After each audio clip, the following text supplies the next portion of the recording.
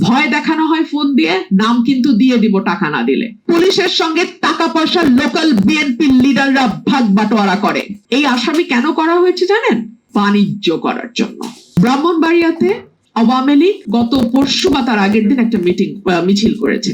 Maximum 15 থেকে 20 জন মিছিল করেছে। তাদের প্রত্যেকের মুখে মাস্ক পরা ছিল এবং মাথায় ক্যাপ পরা। মাস্ক এবং ক্যাপ যখন পরা থাকে তখন কারো চেহারা আইডেন্টিফাই করা ইজ এক্সট্রিমলি ডিফিকাল্ট।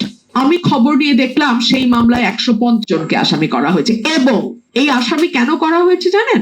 বাণিজ্য করার জন্য। ভয় দেখানো হয় ফোন দিয়ে, নাম কিন্তু দিয়ে দিব টাকা না দিলে। এত টাকা দিতে হবে।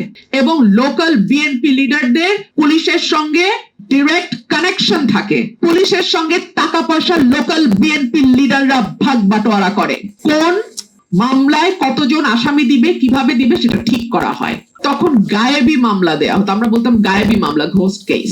ঘটনা ঘটে নাই, আসামি যাকে করা হয়েছে সে উপস্থিত নাই, কিন্তু তার বিরুদ্ধে মামলা হয়ে গেছে। এই অভ্যুত্থানেরই বা দরকার কি ছিল?